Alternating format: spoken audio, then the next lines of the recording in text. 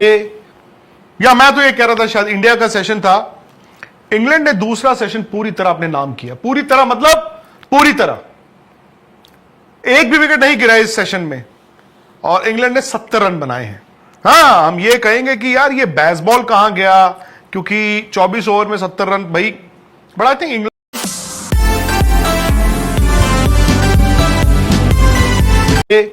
या मैं तो ये कह रहा था शायद इंडिया का सेशन था। इंग्लैंड ने दूसरा सेशन पूरी तरह अपने नाम किया, पूरी तरह मतलब पूरी तरह, एक भी विकेट नहीं गिरा इस सेशन में और इंग्लैंड ने 70 रन बनाए हैं। हाँ, हम ये कहेंगे कि यार ये बेसबॉल कहां गया, क्योंकि 24 ओवर में 70 रन भाई बड़ा। थिंक इंग्लैंड की ना एक सोच में थोड़ा परिवर्तन दिखा है और बड़ी बात यह है कि 153 फॉर 2, 153 रनों पे 2 विकेट गिरी हैं, टी ब्रेक हो चुकी है और कंडीशंस बैटिंग के लिए जबरदस्त है। जबरदस्त मतलब जबरदस्त। आखिरी सेशन में 2.5 ओवर का प्ले है। क्या इंग्लैंड 350 के करीब करीब आज पहुंचेगा? 350 अगर पहुंचेगा तो क्या हम 4 या 5 उनके आउट कर पाएंगे?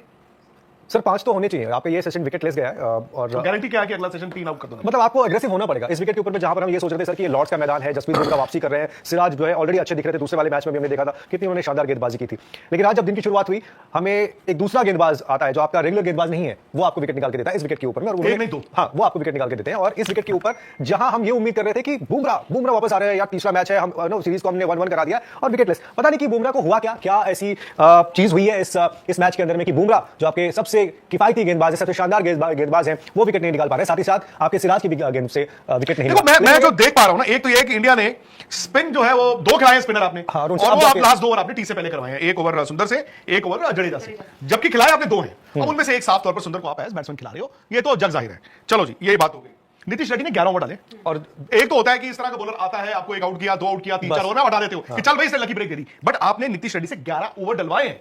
11 ओवर डलवाने का मतलब क्या है? आपने उधर से सिराज से भी 11 कराए हैं, आकाशदीप 12 में आज बहुत एक्सपेंसिव रहे 55, और बुमराह, हालांकि बुमराह को रन नहीं पड़े, 13 ओवर वो डाल चुके हैं, 21 रन को विकेट नहीं मिली। मेरा सवाल सिर्फ ये है, क्योंकि बुमराह का वर्कलोड की बात करते हो और 13 ओवर चूंकि वो डाल चुके हैं, तो क्या लास्ट सेशन में हम 4 5 ज्यादा से ज्यादा 4 सर, क्योंकि एक दिन में 18 ओवर बुमराह के वो तो उनका एक्सेल शीट में लिखा होगा, इससे नहीं डलवा सकते। और आपको वो मैच भी याद होगा जब आपके पास 80-82 रन बचे हुए थे और बुमराह ने गेंद आके नहीं डाली, उस मैच में 44-45 ओवर बॉल डाला, क्योंकि ऑलरेडी हो चुका था, उनका कोटा पूरा हो चुका था। और अभी तो आज पहला दिन है आपका, ये अभी सेशन जो आपके सिर्फ 2 ही खत्म हुए। अगर बुमराह अपने वर्कलोड, अपने अनुमानित ओवर से ज्यादा गेंद डालेंगे तो कभी ऐसा ना हो जो लीड्स में हुआ था कि सब ज्यादा गेंदबाजी कर दी थी, और जब उनकी जरूरत पड़ी आखिरी, जब मैच जीतने की कगार पे थे, अगर बुमराह के आ गए होते कुछ विकेट, तो शायद वो मैच बचा लेते या जीत जाते अब। लेकिन अगेन मतलब मुझे नहीं लगता कि सर अब 4 ओवर से ज्यादा बुमराह डाल पाएंगे। इसी यही वजह है कि आपको नीतीश कुमार रेड्डी ज्यादा ओवर डालते हुए दिख रहे हैं। दूसरी वजह ये भी कि उन्होंने 2 विकेट निकाले, कप्तान को ऐसा। और खुशी ये ना भूलें कि इस गेंद से, ये तो खैर ड्यूक्स का मतलब वो गेंद है जिससे 1 या 2 ओवर डलवाए गए हैं, बट उस बॉल से 49 ओवर्स हैव बीन बोल्ड।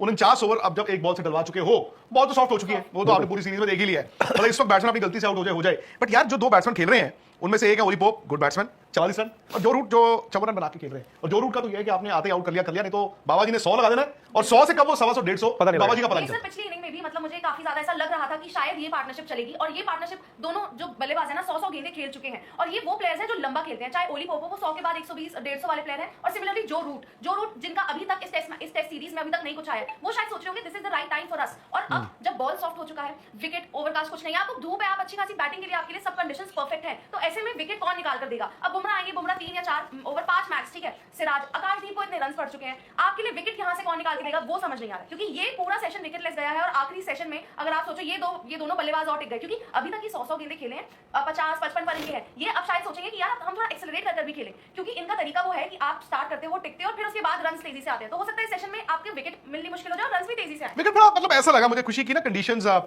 ये एक हवा बना हुआ था। इंग्लैंड ने ना, जो मर्जी है, इंग्लैंड ने एक बहुत बड़ी एक मतलब सोच में उनके परिवर्तन आया, वो है कि जो वो चौथी बैटिंग करना चाहते थे, टॉस जीत के वो हमेशा सामने वाले को अंदर डाल देते थे, वो उन्होंने आज एक चेंज किया। प्लस जो स्कोरिंग रेट है, मतलब इंग्लैंड को आप देखो कि टी तक बैटिंग कर रहे हो और किसी टेस्ट मैच में 49 ओवर्स हो चुके, उनके 2 ही आउट हो और उनका स्कोर 153 हो, भाई ऐसा होता नहीं है। वो भी इस तरह की जबरदस्त बैटिंग विकेट पे। बट पिच तो इंग्लैंड ने आपको एक झांसा दे दिया और दिखाया।